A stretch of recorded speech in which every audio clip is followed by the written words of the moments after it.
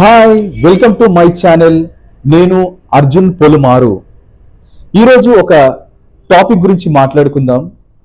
ఈ టాపిక్ మొదలుపెట్టినప్పుడు నార్మల్గానే అనిపించవచ్చు, కానీ డీప్గా వెళ్తే దాని యొక్క సీరియస్నెస్ ఏంటో మనందరికీ అర్థమవుతుంది. అదేంటంటే 2020 ముందు, 2020 తర్వాత ఈ ప్రపంచం, ఈ యొక్క గ్రహం, ఆ గ్రహం పైన ఉన్న మన జీవితాలు ఎలా ఉన్నాయో మనందరికీ తెలుసు.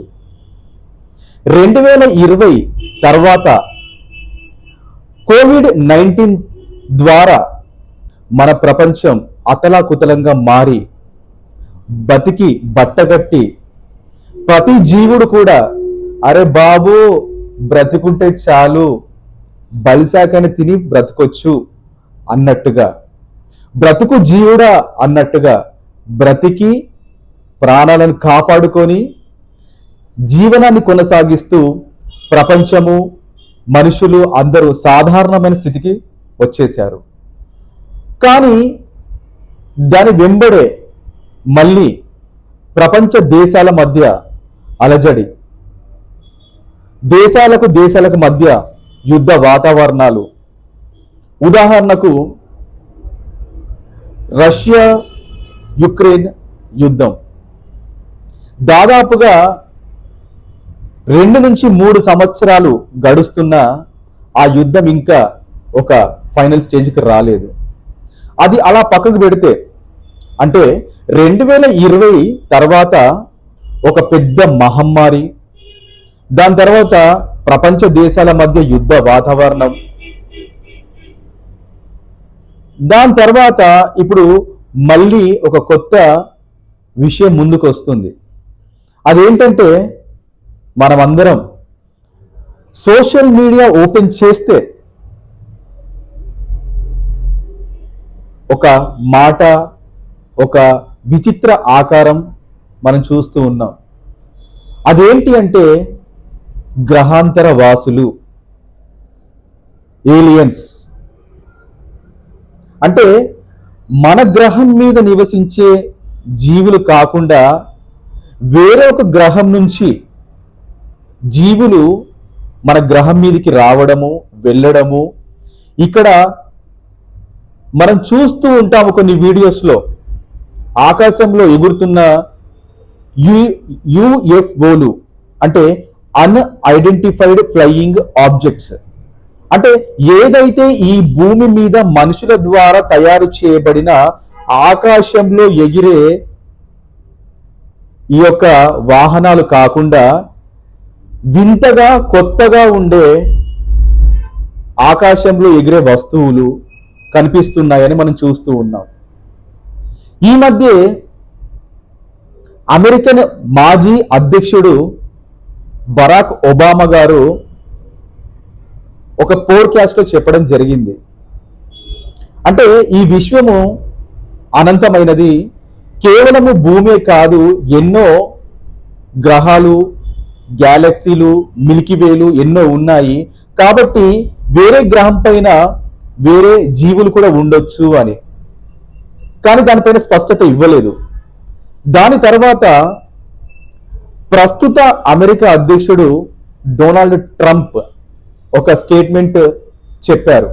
అది ఏంటి అని అంటే, మాజీ అధ్యక్షుడైన బరాక్ ఒబామా ఒక ఇంపార్టెంట్ సీక్రెట్, చెప్పకూడని విషయాన్ని రివీల్ చేశారు. కాబట్టి ఇక ప్రపంచానికి, మనుష్యులకు ఈ గ్రహాంతర వాసుల విషయాల గురించి, వాళ్ళ యొక్క రికార్డ్స్ గురించి ఏవైనా ఫోటోలు కానీ, పిక్చర్స్ కానీ, వీడియోస్ కానీ అండ్ రికార్డ్లో ఉండే ఇన్ఫర్మేషన్ కానీ ఏదైనా ఉంటే రిలీజ్ చేయమని ఆర్డర్ చేయడం జరిగింది. సో ఇప్పుడు ప్రపంచం అంతా దానికోసం ఎదురు చూస్తుంది. అంటే మనం చూస్తూ ఉన్నాం వీడియోస్లో గ్రహాంతర వాసులు పెద్ద మెడతో, నల్లటి కళ్ళ గుడ్లతో, అండ్ కొన్ని వీడియోస్లో ఆ గ్రహాంతర వాసులు పొడుగ్గా, చిన్నగా, తెల్లగా కనిపిస్తూ ఉండడం చూస్తూ ఉన్నాం. అంటే ఆల్రెడీ కొన్ని వీడియోస్లో మనం చూస్తున్నాం సోషల్ మీడియాలో ఆ యొక్క యుఎఫ్ఓలు అంటే వింత విచిత్రమైన ఆకాశంలో తిరిగే ఆ యొక్క వాహనాలు అవి స్కానింగ్స్ కూడా చేస్తూ ఉన్నాయి. అంటే ఈ భూమి పైన ఏలియన్స్ ఎప్పటి నుంచో రావడము, వాళ్ళకు కావాల్సిన ఇన్ఫర్మేషన్ని వాళ్ళు సేకరించడము ఇవన్నీ చేస్తూ ఉన్నారన్నమాట. సో అంటే ఇప్పుడు ఏం కాబోతుంది, అసలు నెక్స్ట్ ఏలియన్స్ రాబోతున్నారా, ఆల్రెడీ పరిశోధనలు చేస్తున్నారా, లేకపోతే ఇంతకుముందే వచ్చారా, మన మధ్యలో మనుషుల రూపంలో ఉంటున్నారా? ఇదంతా సస్పెన్స్.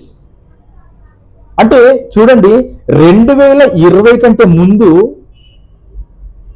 మనుషుల జీవితాలు ఒక అర్థవంతంగా ఉండేవి.